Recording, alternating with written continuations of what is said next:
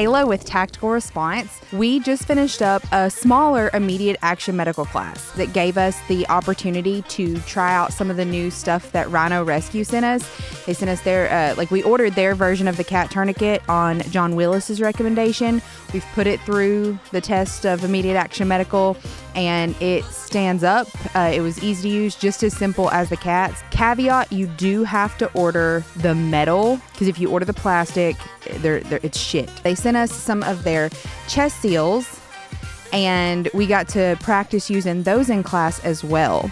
I absolutely adored it. You can see in the footage that we have from class, like improvising a chest seal sucks. Improvising a chest seal with gloves on sucks harder.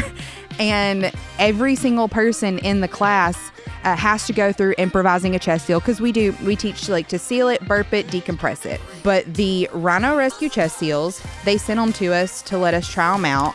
And you can see how much easier it is to have a ready-made chest seal. And sometimes we get so caught up in mindset is everything that we forget gear still does make the list. Having ready-made things to assist you in the job you need to do is important. That's why having a gun is important. The things that you cannot improvise or cannot improvise quickly are what I recommend you stock your stuff with. That's why I think tourniquets are the end all to be like, if you could carry one thing, a tourniquet. If you could carry two things, two tourniquets. And these have 2 per pack, entrance wound and exit wound. If you look at the video, you can see like we use quarters to place where there would be a wound and you have to find it. It's important to work through the motions under stress. Any training that you get, if you haven't done it under stress, you're not going to recall that training in a real event. And it's because stress and medications and things like that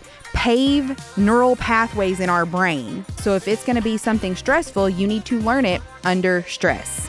Ask any student who has had immediate action medical and they will tell you it's stressful. On some of the clips that we have for this, like you can see the person gets so worked up, and it's just from me like being in their ear, kind of hollering at them a little bit. Like, I'm glad that works, because it allows me to stress that person out so that information is hardwired on a stress highway. And then you can also see how difficult it was to improvise those chest seals. My favorite improvised chest seal was an AED pad. We had pediatric ones and adult pads. They come with 2 per pack. You can go and check out your local EMS station. Anything that's expired there, they're not allowed to keep and use, but it will still work as a chest seal. Some of the other things that you saw us use were plastic and duct tape, because the only thing you're looking for on a seal is an occlusive dressing. If you are going to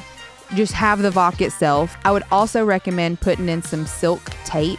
You can get it in the like Band-Aid section at Walmart, because it's gonna stick way better than duct tape will.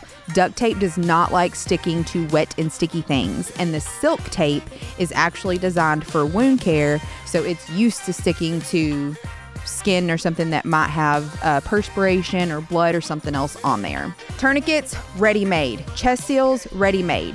You see us finding placement for a needle. We have a drill in class where we show you how to use that. You can't improvise a needle. Like, that is something that you have to have ready-made. Hope that covered like the class itself. It's really hard to get people to take this class, that you're facing fear, pain, and death. When you take any other class here on the range, you get to picture, and we want you to, yourself as the victor every single time. Medical and force on force are our hardest sells, because there's no pretending that you're unscathed in that class. And having to deal with you aren't unscathed, you didn't come out unscathed, or worse yet, a family member or a friend or somebody that you really care about didn't come out unscathed, is heavy shit. And I tell people consistently, I want you to know 3 things when you leave immediate action medical. If you've had that class, you know we go over a shit ton more than that, but I want you to know 3 things. 1, move your feet. Get out of the last place that bad things were happening. 2, I want you to keep your head up. Bad guys attack in pairs and multiples. And if you have your head down and you get sucked into the medical stuff, you're forgetting the first B in the medical triage list, which is bad guys. And then I want you to know how to put on a tourniquet. If you do those things, like, I'm counting your first time through immediate action medical as a success.